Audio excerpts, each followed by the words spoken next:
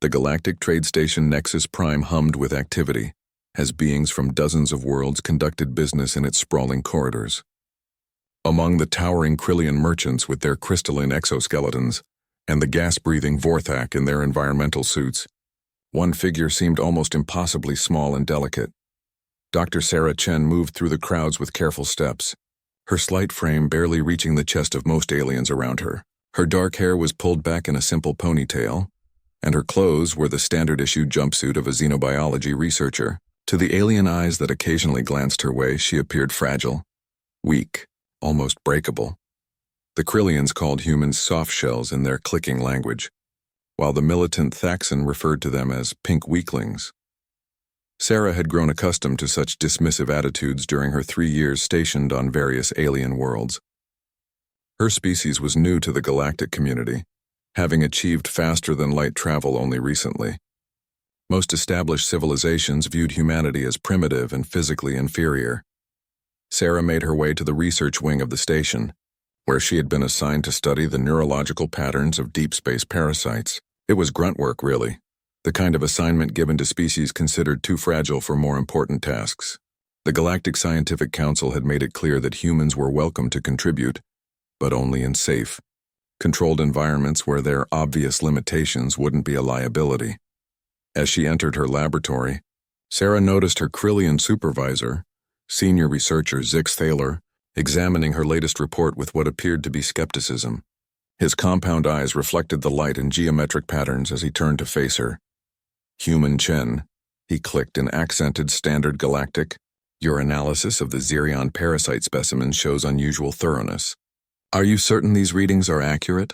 Sarah nodded, keeping her voice steady despite the condescending tone. "Yes, sir. I've run the tests multiple times. The parasites show remarkable adaptability to different neurological structures. They're not just feeding on neural energy, they're actually learning from their hosts." Zix Thaler's crystalline features seemed to shimmer with what Sarah had learned to recognize as amusement. Curious theories from such a young species. The Xerion parasites have been studied for centuries by our finest minds. I find it unlikely that a soft shell would discover something we have missed. The casual use of the derogatory term stung, but Sarah maintained her composure.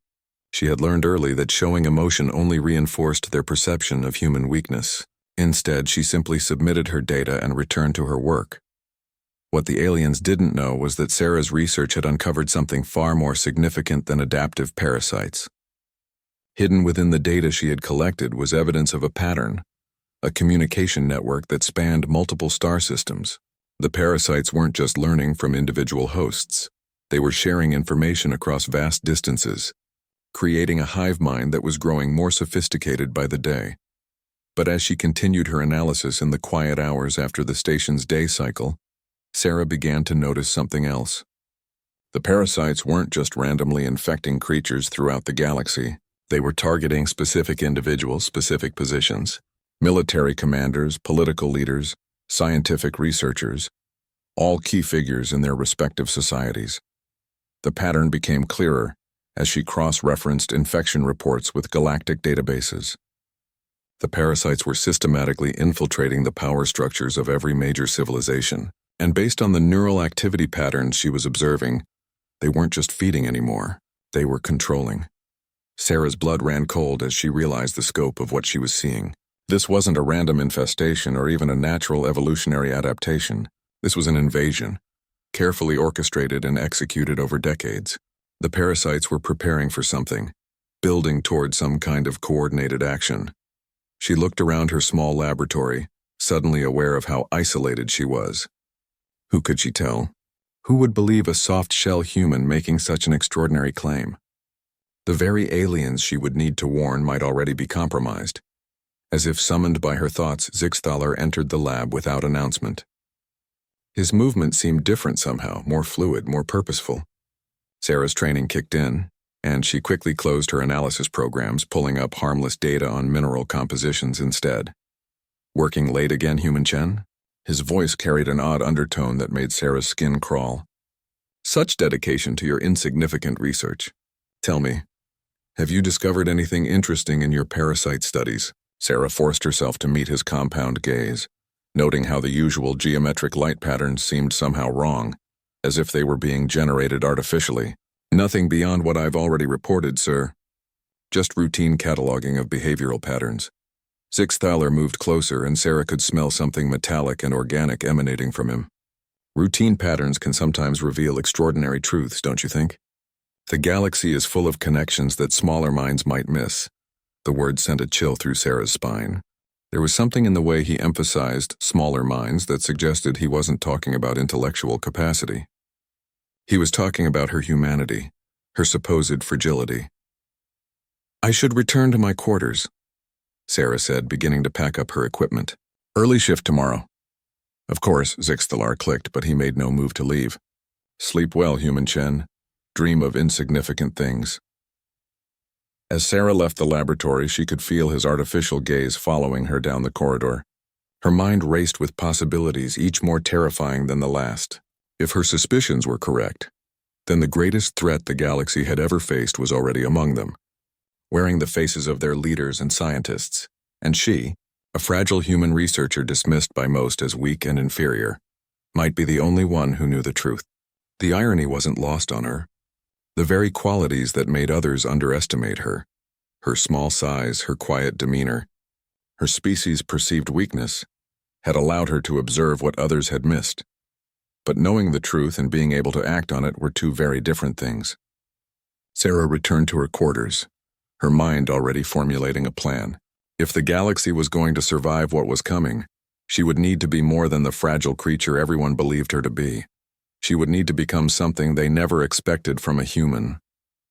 She would need to become dangerous. Sarah spent the next 3 days carefully observing the station's personnel, documenting subtle changes in behavior that others might dismiss as routine variations. What she discovered made her stomach turn. Nearly 40% of the senior staff showed the telltale signs she had identified in her parasite research. Irregular neural patterns, slight alterations in speech cadence, and most tellingly, the artificial light patterns in alien optical organs. The infection had spread far further than she had initially realized. The station's security chief, 2 department heads, and even the medical officer all displayed the symptoms. But more disturbing was what she observed in their interactions. They were coordinating, sharing information through subtle gestures and coded phrases that their hosts wouldn't even be aware of making. During her shift in the laboratory, Sarah began developing what appeared to be a routine analysis program for mineral samples. In reality, she was creating a sophisticated scanning algorithm that could detect the unique electromagnetic signatures the parasites emitted during their neural interfacing. If her theory was correct, she could identify infected individuals from a distance without arousing suspicion. Her work was interrupted when Lieutenant Commander Vex Korath entered the lab. The Thaxan military officer was built like a tank, his reptilian features scarred from numerous battles. Unlike many of the others, he had always treated Sarah with a grudging respect, recognizing her competence despite her species' reputation. "Researcher Chen," he rumbled in his deep voice, "I need to speak with you privately." Sarah's pulse quickened. Had her activities been noticed? She gestured to a small side room used for equipment storage. Once inside, Vex sealed the door and activated a privacy field generator. "Something is wrong on this station," he said without preamble. "My security protocols have detected unusual communication patterns, but I cannot identify the source. You study neural networks and biological systems. Have you observed anything unusual?" Sarah studied the Thaxan's craggy features, running her new scanning algorithm through her neural implant. The readings came back clean, no parasitic interference. This was still the real Vex Korath. Taking a calculated risk, she decided to share her discoveries. "More than unusual," she said quietly. "Catastrophic. The Xerion parasites aren't just adaptive. They're intelligent, coordinated, and they've been systematically infiltrating key personnel across the galaxy. What we're seeing isn't random infection, it's invasion." Vex's yellow eyes narrowed to slits. "Explain." Sarah quickly outlined her findings, showing him the data she had compiled. As she spoke, she watched the Thaxan's expression shift from skepticism to concern to barely controlled rage. "You're telling me that my own security staff may be compromised?" he growled. "I'm telling you that this entire station may be compromised," Sarah corrected.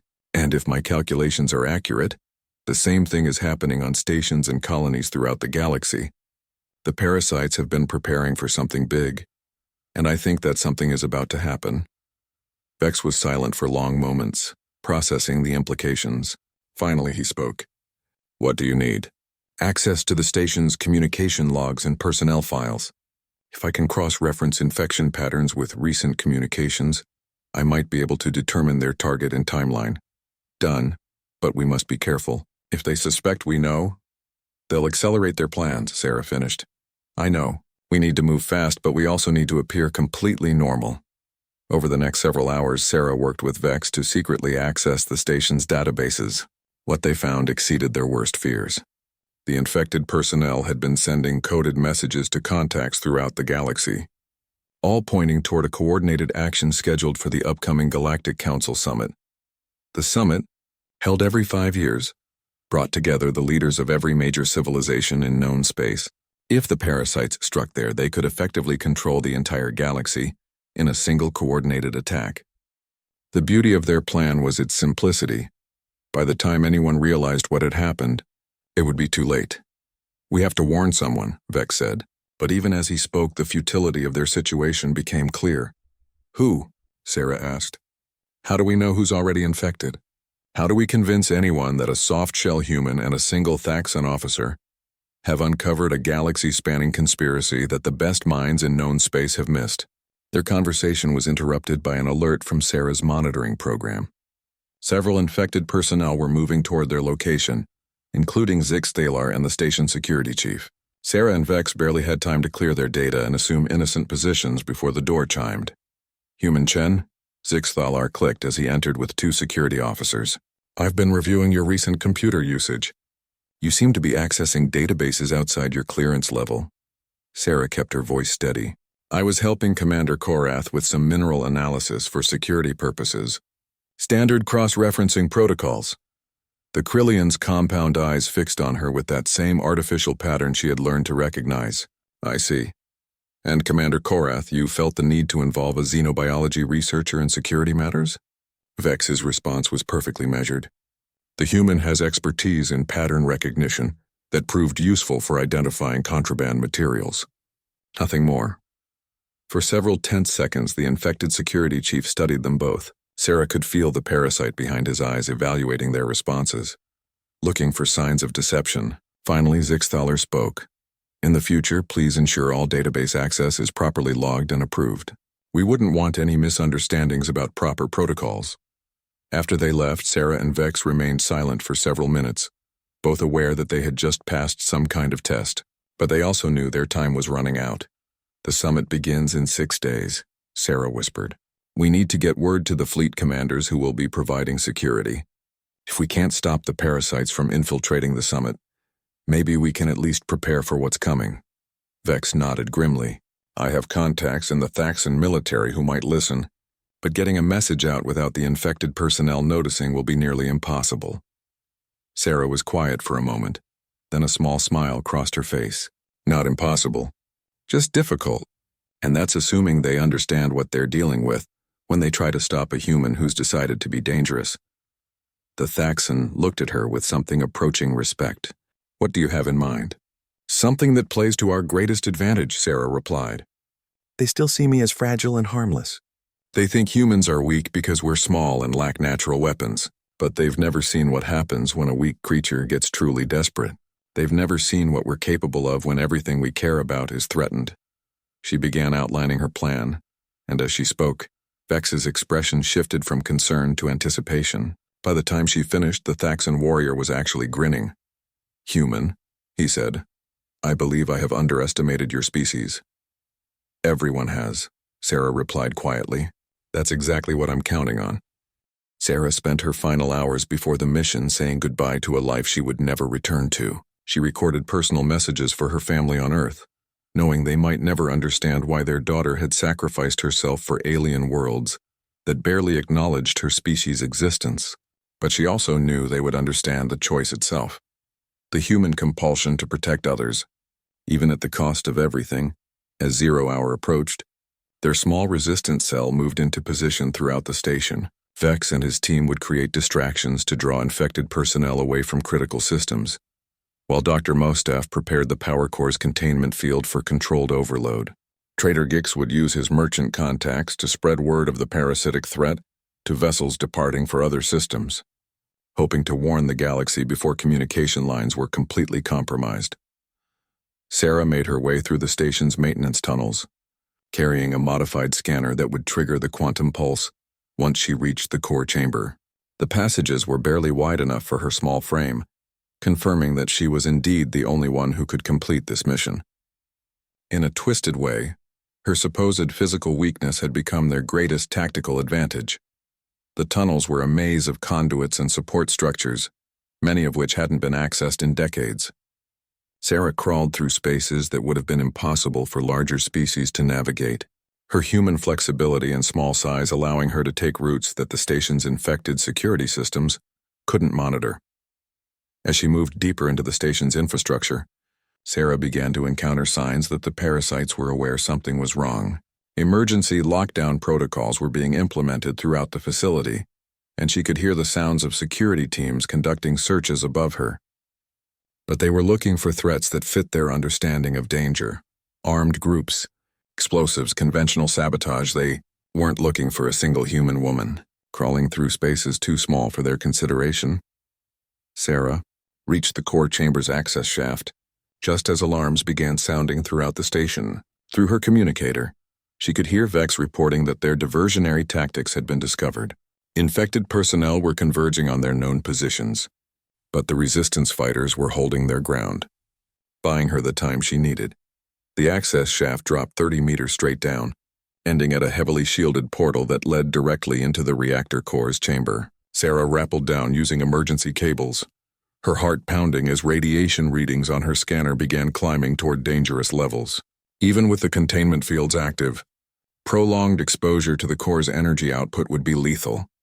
She reached the portal to find it sealed with quantum locks that should have been impossible to bypass without proper authorization codes.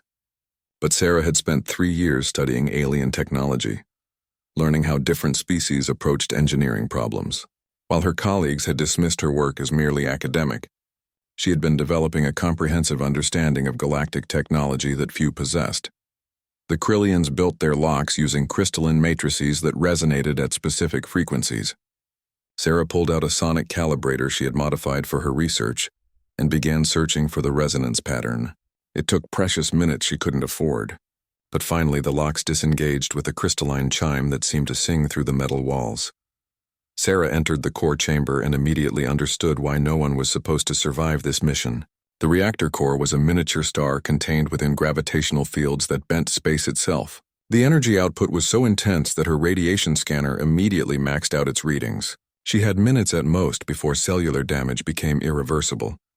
But as she began setting up her quantum pulse device, Sarah realized something that changed everything. The reactor's gravitational field was artificially generated using technology she recognized from her xenobiology research. The same principles that allowed the parasites to communicate across vast distances through quantum entanglement were being used to contain the station's power source. An idea formed in her mind. Desperate, dangerous, but potentially far more effective than their original plan. Instead of simply disrupting the parasites' communications, she could use the reactor's gravitational field to amplify her signal, sending a quantum pulse that would reach across multiple star systems simultaneously. Sarah quickly reconfigured her device, linking it directly to the reactor's control systems.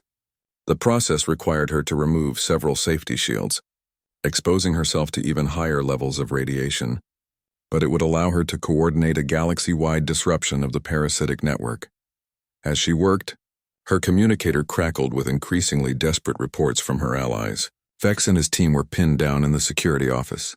Dr. Mostaf had been captured while trying to access the main power controls. One by one, their resistance cell was being systematically eliminated.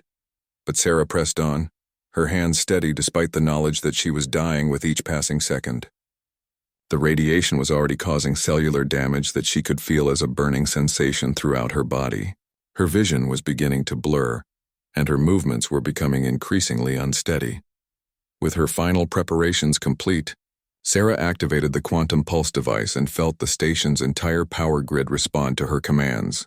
The reactor core's output began climbing toward overload levels, But instead of causing a catastrophic explosion, the energy was being channeled into a focused quantum broadcast that would propagate through the galactic communication network. Through her scanner, Sarah watched as the pulse spread outward at faster-than-light speeds, carrying with it a signal that would disrupt every parasitic neural interface within 1,000 light-years.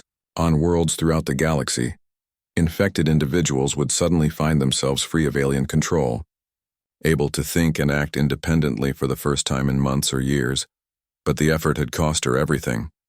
Sarah collapsed beside the reactor core, her body finally succumbing to the massive radiation exposure. As consciousness faded, she managed to activate her communicator one final time. "This is Dr. Sarah Chen," she whispered into the device. "The pulse is active. The galaxy is free. Remember that humans may be small and fragile, but we don't surrender. We don't give up. And we never, ever stop fighting for what's right." The transmission ended as Sarah lost consciousness, but her words were already spreading through communication networks across known space. Her sacrifice had broken the parasite's hold on galactic civilization, but more than that, it had shown every species in the galaxy what humanity was truly capable of. The fragile human had struck like a storm, and the galaxy would never be the same. Sarah's plan required her to do something that went against every instinct she had developed during her time among aliens. She needed to make herself visible, to draw attention while appearing completely harmless. The key was to use their prejudices against them. She began by submitting a request to present her routine findings on Xerion parasite behavior at the station's weekly scientific symposium. To the infected personnel monitoring her activities, it would appear as nothing more than a junior researcher seeking recognition for mundane work. They had already dismissed her research as insignificant, which made it the perfect cover. While preparing her presentation, Sarah worked with Vex to identify clean communication channels. The Thaxon had discovered that the parasites relied on the station's main communication array to coordinate their activities, but they had overlooked the emergency backup systems designed for use during catastrophic failures. These older, slower channels were considered obsolete by most personnel, making them invisible to the parasite's surveillance. "The irony is perfect," Vex noted as they established their covert communication protocol. "They're so focused on controlling advanced systems that they've ignored the primitive ones." Sarah nodded, making final adjustments to her scanning algorithm. "That's going to be their downfall. They think like a collective intelligence, efficient, logical, always seeking the most advanced solution. But humans excel at improvisation and using whatever tools are available, no matter how crude." 3 days before the summit, Sarah delivered her presentation to an audience of 20 researchers and administrators. To anyone watching, she appeared nervous and uncertain as she discussed her findings on parasite adaptation rates and neural interfacing efficiency. She carefully avoided mentioning her discoveries about coordinated behavior or intelligence, instead focusing on mundane biological processes. The infected personnel in attendance showed no reaction beyond polite disinterest. Zixthalar even made a point of commenting on the admirable thoroughness of her work, while simultaneously dismissing its significance. Sarah played her part perfectly, appearing grateful for the condescending praise while internally cataloging which audience members showed signs of infection. But hidden within her seemingly harmless presentation was a coded message that only Vex and a handful of other clean personnel would understand. Using a combination of subtle emphasis patterns and carefully chosen examples, she provided detailed intelligence about the parasite's behavior, infection symptoms, and suspected timeline. After the presentation, Sarah returned to her normal routine, but with one crucial difference. She began carrying a small device disguised as a standard medical scanner, something so common that no one would think to question its presence. In reality, it was a sophisticated transmitter that could tap into the station's emergency communication systems. Over the next 2 days, Sarah and Vex worked systematically to identify and contact uninfected personnel throughout the station. They were careful to approach only individuals whose loyalty and mental clarity they could verify, building a small network of resistance fighters who understood the scope of the threat they faced. The process was terrifying and delicate. Each contact represented a massive risk. If they approached someone who was already infected, their entire operation would be exposed. But Sarah's scanning algorithm proved remarkably accurate. and their network grew to include 12 verified clean personnel from various departments. Among their recruits was Dr. Elon Mostaf, a Centaurian engineer who managed the station's power systems, and Trader Gix, a Vorthak merchant who had extensive contacts throughout the commercial shipping networks. Each brought unique skills and resources that would prove crucial in the coming confrontation. On the final day before the summit, their worst fears were confirmed. Vex intercepted a coded transmission, indicating that the parasites had successfully infiltrated the security forces protecting the summit venue. The attack would come from within, with infected guards and military personnel turning on the galactic leaders they were supposed to protect. "We're out of time," Vex reported during an emergency meeting in a maintenance shaft deep within the station's infrastructure. The first shuttle with infected security personnel launches in 8 hours. Sarah looked around at their small group of allies, 12 individuals against a galaxy-spanning conspiracy. By any reasonable measure, they were hopelessly outmatched. But as she studied their faces, she saw something that gave her hope. Each of them had made the choice to stand and fight despite knowing the odds. "Then we stop them here," she said quietly. "We can't prevent the attack on the summit directly, but we can disrupt their coordination. The parasites are operating as a hive mind. They're sharing information and coordinating actions through quantum entanglement communication. If we can jam that signal even temporarily, we can throw their entire operation into chaos." Dr. Mostaf leaned forward. "The station's main power core generates enough quantum interference to disrupt their communications, but only if we overload the containment field generators.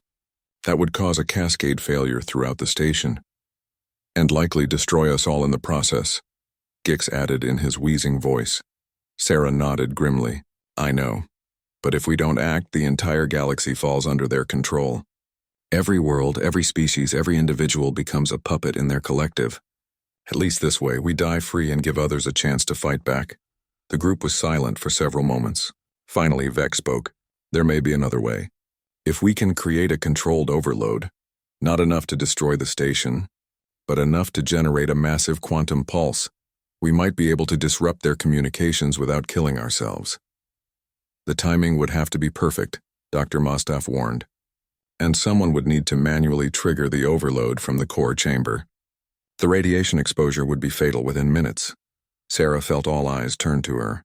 As the smallest member of their group, she was the only one who could navigate the narrow maintenance shafts that led to the core chamber's emergency access ports. It was a one-way mission, but it was also their only hope. "I'll do it," she said simply. "Human," Vex began, but Sarah cut him off. "This is what humans do," she said firmly. "We might be small and fragile compared to other species, but we don't back down when everything we care about is threatened. We find a way to fight even when the odds are impossible." As they finalized their plans, Sarah couldn't help but smile at the irony. The aliens had dismissed humans as weak and insignificant, too fragile to handle important responsibilities. But in the end, it would be that supposed fragility, the very qualities that made others underestimate her, that would save the galaxy. The parasites had made the same mistake as everyone else. They had looked at humanity and seen weakness. They were about to discover what happened when they confused gentleness with helplessness, when they mistook restraint for inability. Sarah Chen was about to show them that storms could come from the smallest, quietest places. And this storm would be devastating. Sarah spent her final hours before the mission saying goodbye to a life she would never return to. She recorded personal messages for her family on Earth, knowing they might never understand why their daughter had sacrificed herself for alien worlds that barely acknowledged her species' existence. But she also knew they would understand the choice itself. The human compulsion to protect others, even at the cost of everything. As 0 hour approached, their small resistance cell moved into position throughout the station. Vex and his team would create distractions to draw infected personnel away from critical systems, while Dr. Mostaf prepared the power core's containment field for controlled overload. Trader Gix would use his merchant contacts to spread word of the parasitic threat to vessels departing for other systems, hoping to warn the galaxy before communication lines were completely compromised. Sarah made her way through the station's maintenance tunnels, carrying a modified scanner that would trigger the quantum pulse once she reached the core chamber. The passages were barely wide enough for her small frame, confirming that she was indeed the only one who could complete this mission. In a twisted way, her supposed physical weakness had become their greatest tactical advantage. The tunnels were a maze of conduits and support structures, many of which hadn't been accessed in decades. Sarah crawled through spaces that would have been impossible for larger species to navigate, her human flexibility and small size allowing her to take routes that the station's infected security systems couldn't monitor.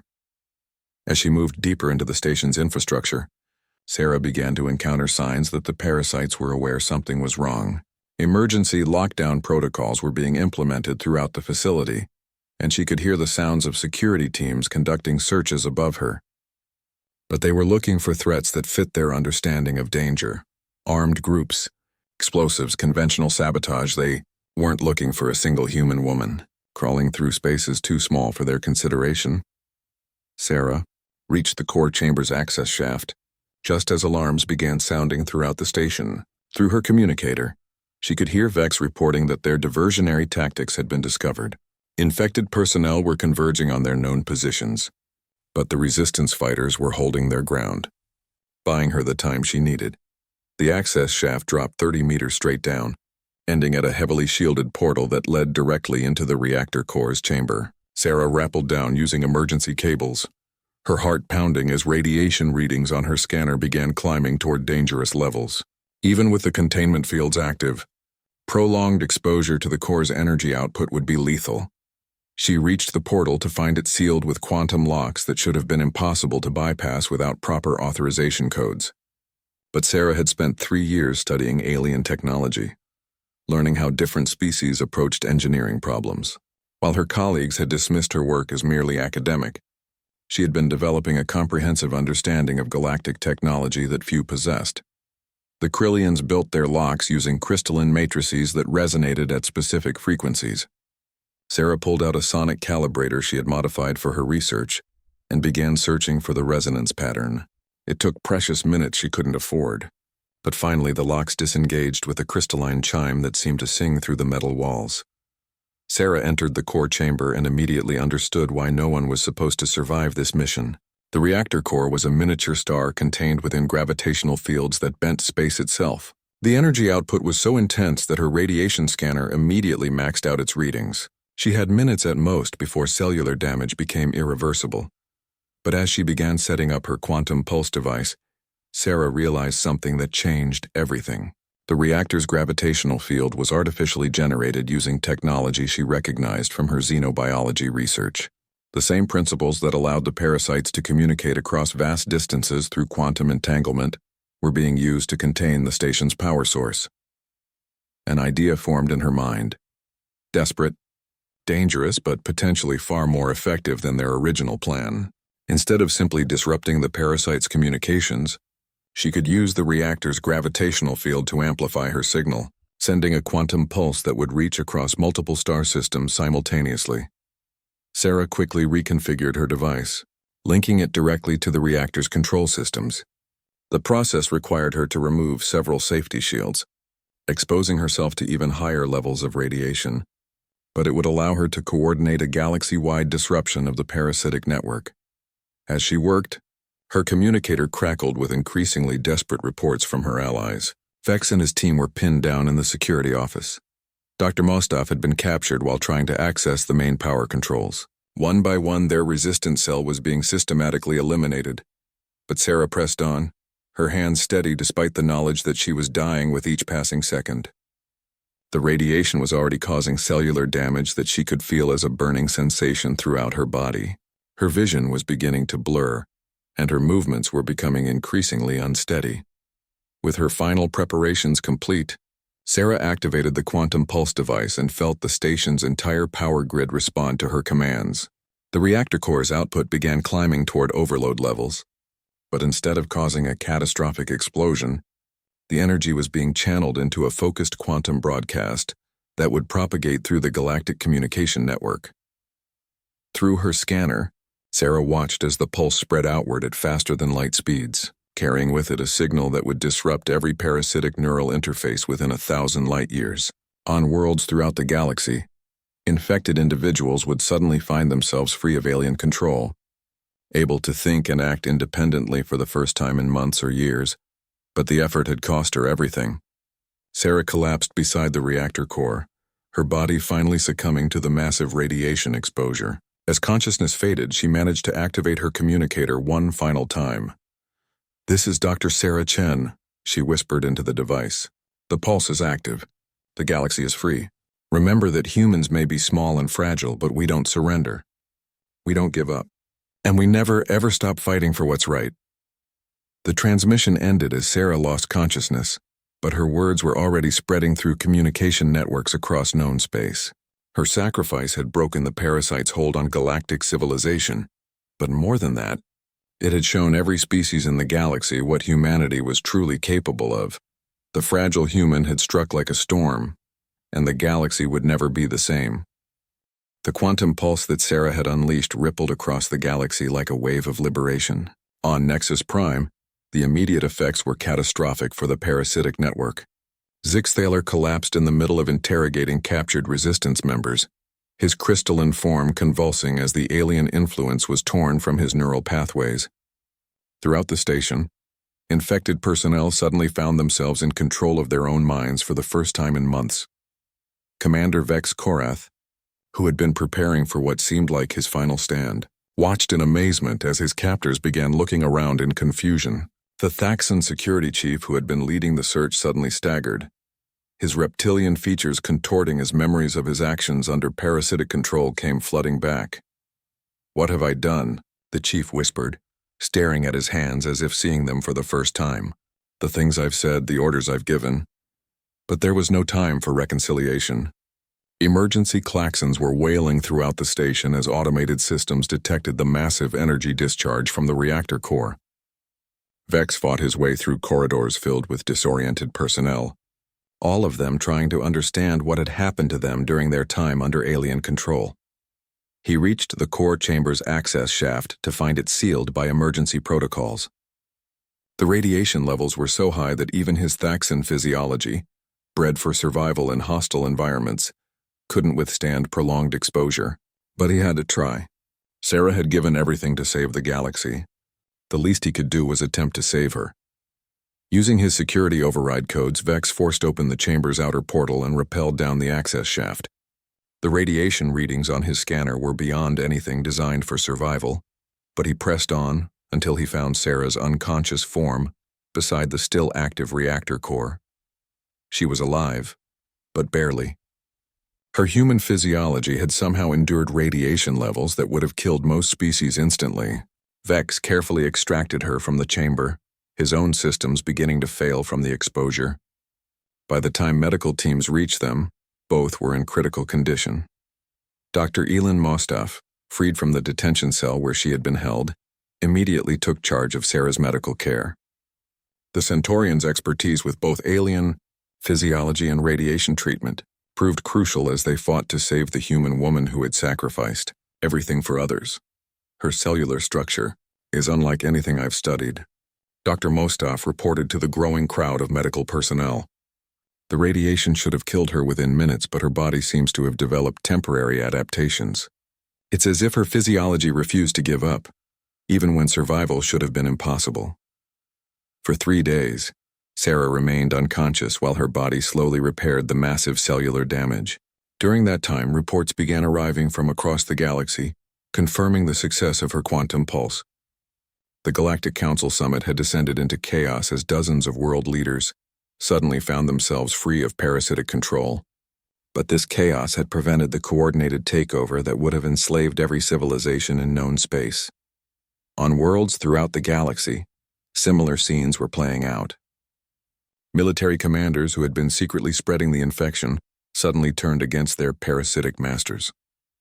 Scientific installations that had been compromised began quarantine procedures to contain and study the alien invaders.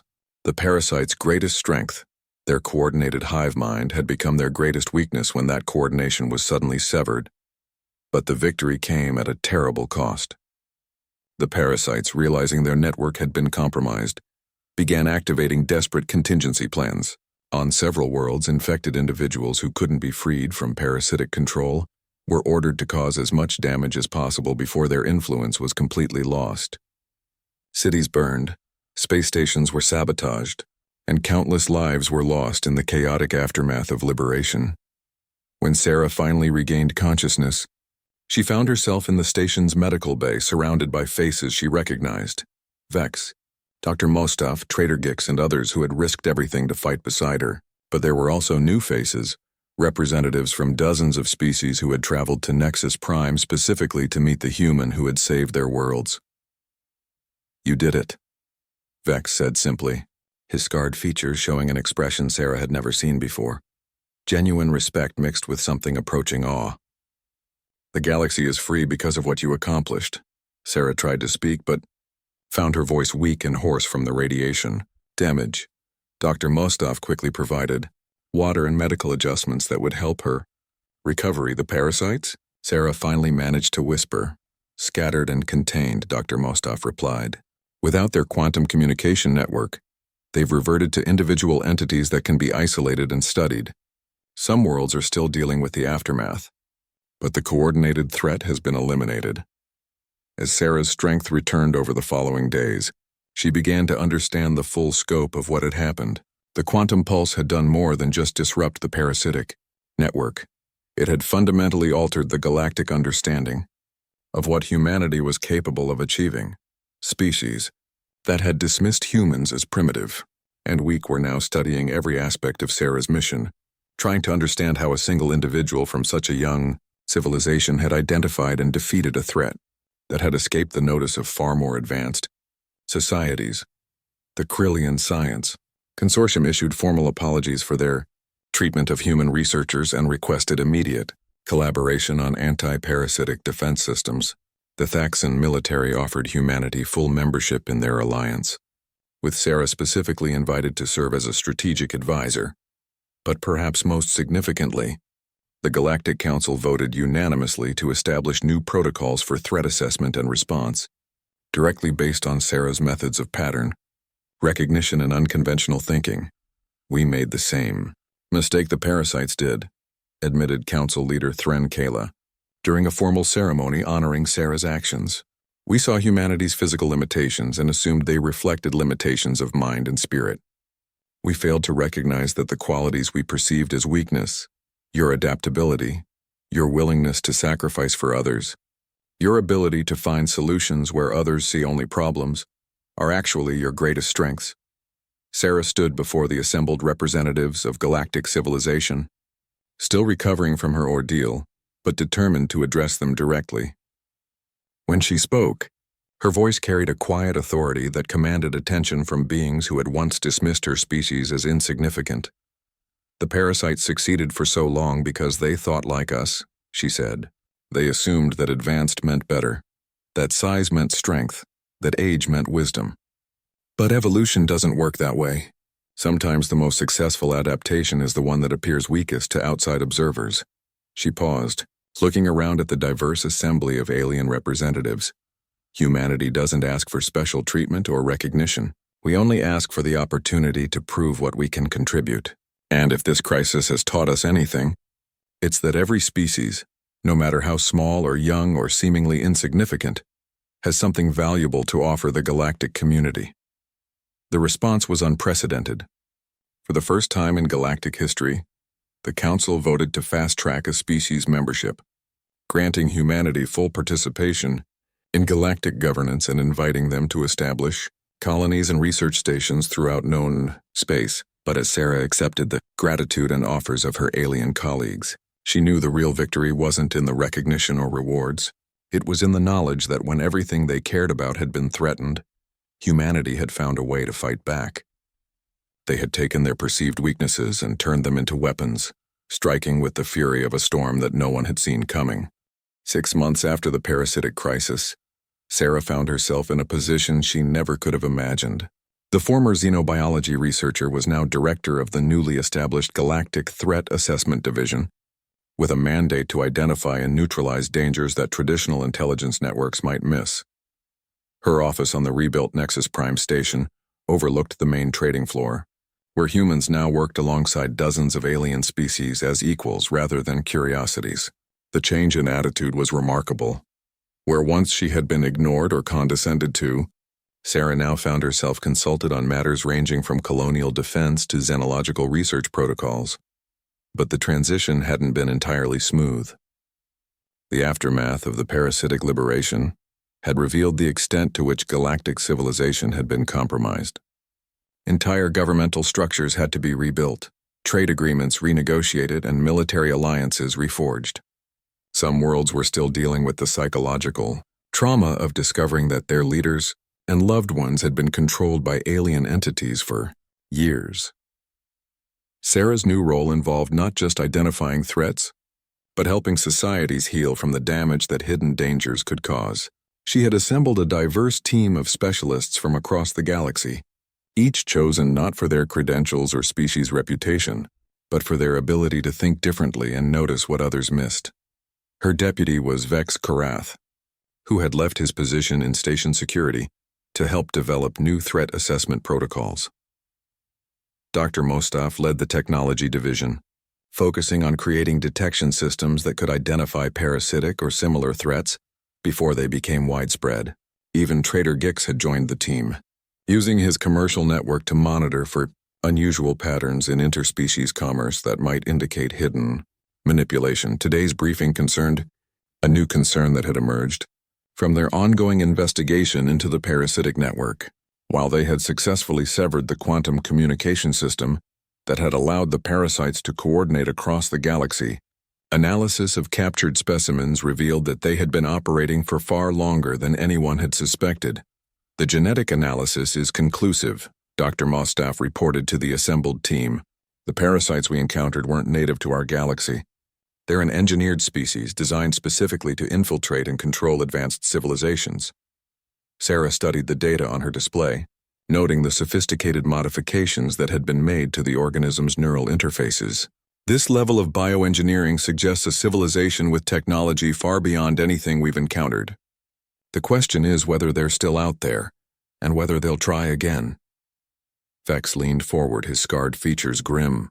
Intelligence reports from the Outer Rim suggest unusual activity in several unexplored sectors. Ships that don't match any known designs, energy signatures that don't correspond to familiar technology.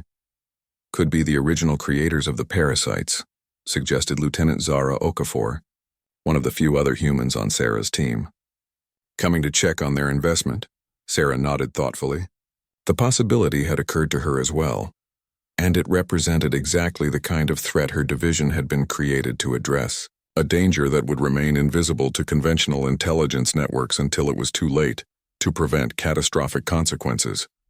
We need to investigate, she decided, but carefully.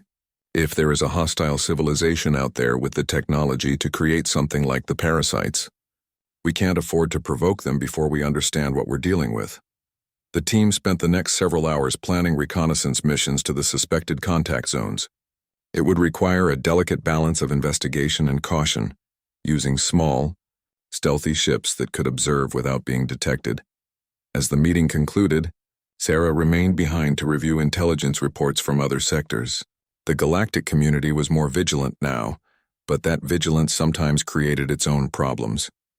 Fear of hidden threats occasionally led to suspicion of legitimate contact between species, and Sarah's team had to carefully distinguish between genuine dangers and the paranoia that could tear apart the fragile peace they had helped rebuild. A soft chime indicated an incoming priority communication. Sarah accepted the transmission to find herself facing Fleet Admiral Kes Torin, the Altarian officer who commanded the galaxy's combined defense forces. Director Chen, the Admiral said, her translucent features showing obvious concern. We have a situation developing in the Kepler sector. One of our deep space monitoring stations has gone silent, and the last transmission we received contained some disturbing information. Sarah felt her pulse quicken. What kind of information? The station reported detecting a massive fleet approaching from extragalactic space, ships using technology that doesn't match any known species. The transmission cut out mid-sentence and we've been unable to re-establish contact. The implications were staggering. If the creators of the parasites were indeed returning, they would likely bring technology and weapons that the galactic community couldn't match. The parasites had been a subtle infiltration, a prelude rather than the main attack. How long until the fleet reaches inhabited systems? Sarah asked. based on their last known trajectory and speed, approximately 48 hours. We're mobilizing every available ship, but frankly, we don't know what we're facing. Sarah was already pulling up tactical displays and communication channels. I'll coordinate with my team to analyze any intelligence we can gather. If these are the same beings who created the parasites, they'll expect us to respond conventionally. Our advantage will be in doing something they don't anticipate. After the Admiral signed off, Sarah sat quietly for several minutes, processing the magnitude of what they were facing. The galaxy had barely recovered from the parasitic crisis, and now they might be facing the true threat behind it all. But as she considered their options, Sarah realized that humanity's experience with the parasites had taught them something valuable.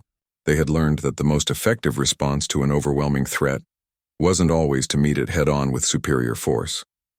Sometimes the key was to think differently, to find approaches that the enemy couldn't predict or counter.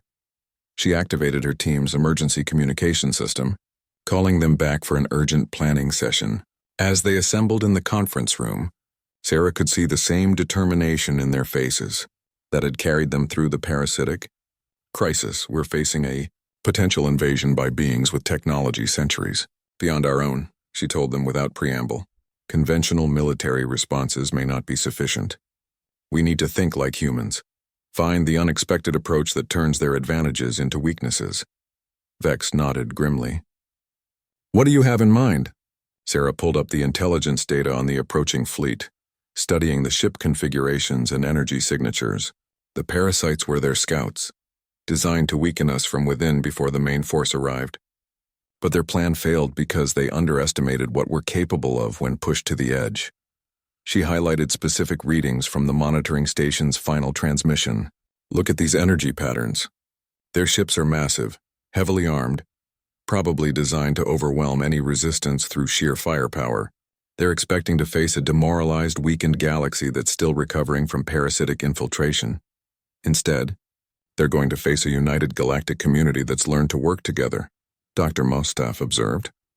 Sarah smiled, but it wasn't a pleasant expression. More than that, they're going to face humanity at war, and there's nothing in the galaxy more dangerous than humans who are protecting everything they care about. As they began planning their response to the approaching threat, Sarah felt the same calm determination that had carried her through the reactor core chamber.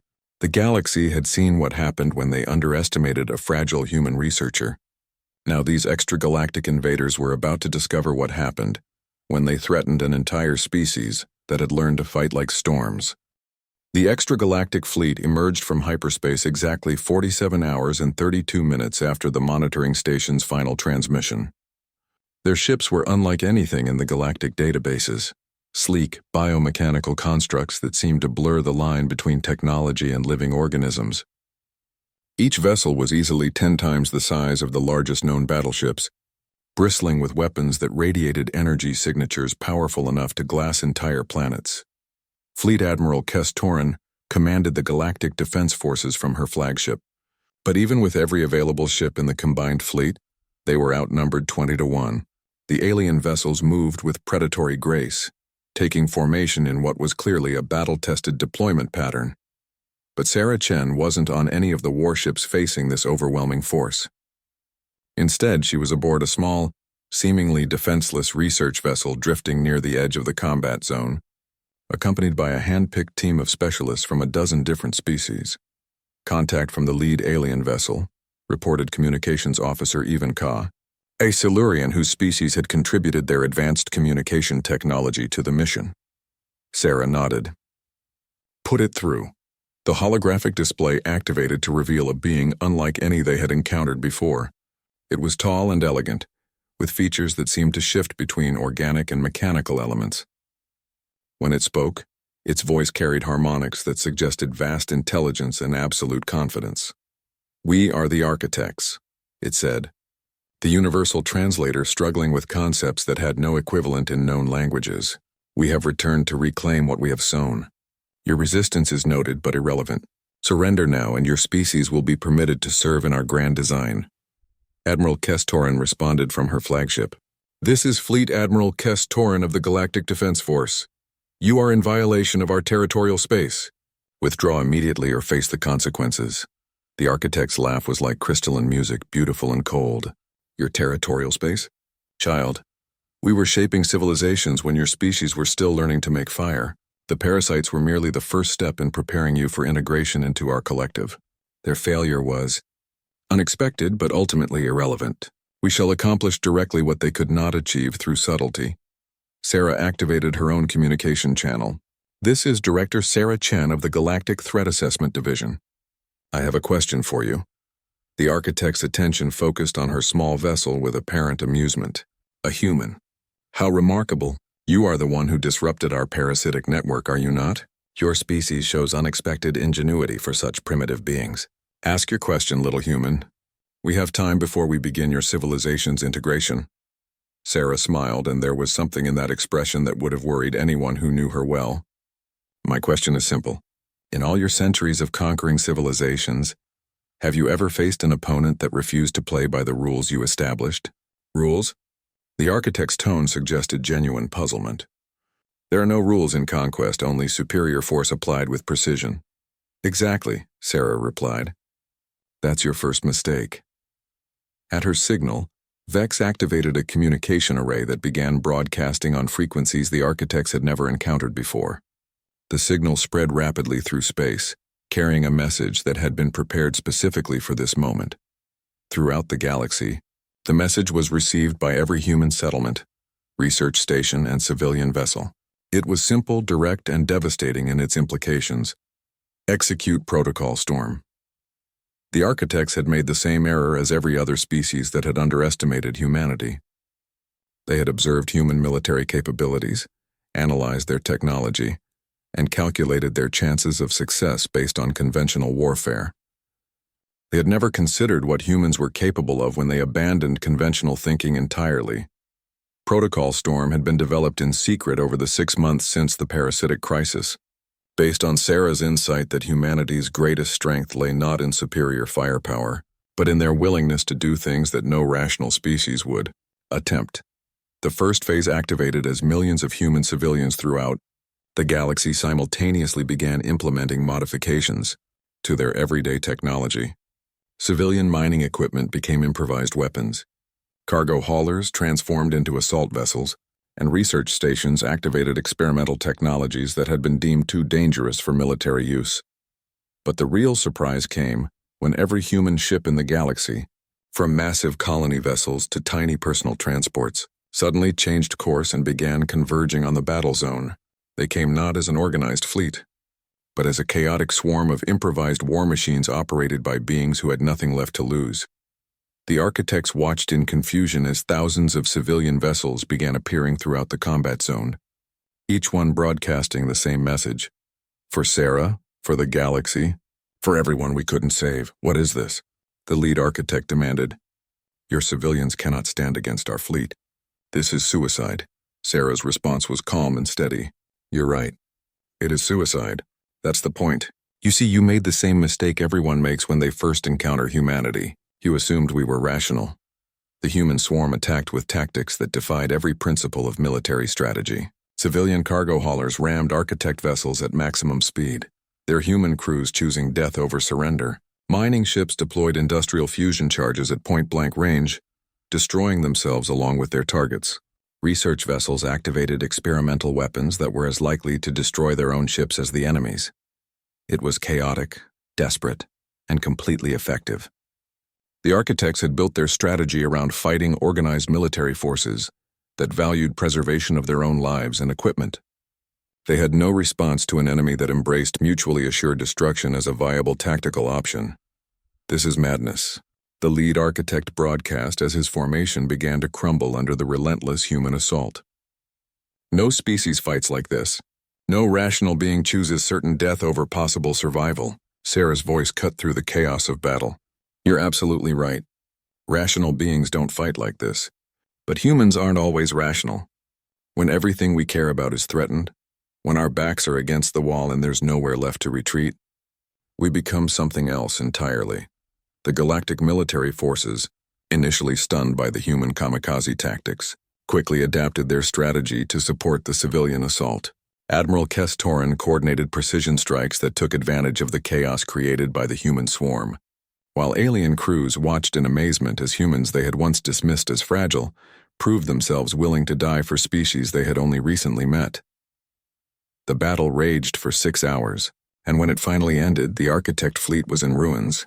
Those vessels that survived were fleeing back toward extragalactic space, their crews undoubtedly reporting to their leaders that they had encountered something beyond their understanding.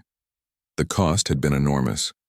Nearly 70% of the human vessels had been destroyed, taking with them thousands of civilian volunteers who had answered Sarah's call. But their sacrifice had saved the galaxy from a fate worse than death. Absorption into an alien collective that would have erased every trace of individual thought and freedom. As the surviving ships regrouped and began rescue operations, Sarah received a communication from the remnants of the Architect fleet. The lead Architect appeared on her screen one final time, his elegant features showing what might have been respect. "You have taught us something today, human Sarah Chen," he said. "We believed we understood all forms of warfare, all types of resistance. We were wrong. Your species possesses something we had not encountered in 1,000 years of conquest, the willingness to choose death over submission, chaos over order, destruction over integration." Sarah nodded. "That's what makes us human. We're not the strongest, we're not the smartest, and we're certainly not the most advanced. But when everything we care about is threatened, we don't calculate odds or analyze tactical scenarios. We just fight, and we never ever give up." The Architect was silent for a long moment. "We will not return," he finally said. "There are easier galaxies to conquer, species more suited to our purposes. Your chaos is incompatible with our design." After the transmission ended, Sarah sat quietly in her command chair, processing the magnitude of what they had accomplished. Humanity had faced annihilation and responded by becoming something that no enemy could predict or counter, a force of nature that struck with the fury of a storm. In the months that followed, the galaxy would remember this day as the moment when humanity proved that strength wasn't measured in firepower or technology, but in the willingness to sacrifice everything for the freedom of others. The species that others had once seen as fragile had revealed themselves to be the most dangerous force in known space, not because they were powerful, but because they were human. And throughout the galaxy, on worlds where beings of dozens of species worked together in peace and cooperation, they would tell the story of Sarah Chen and the humans who chose to fight like storms rather than accept defeat. It became a legend that inspired courage in the Idai,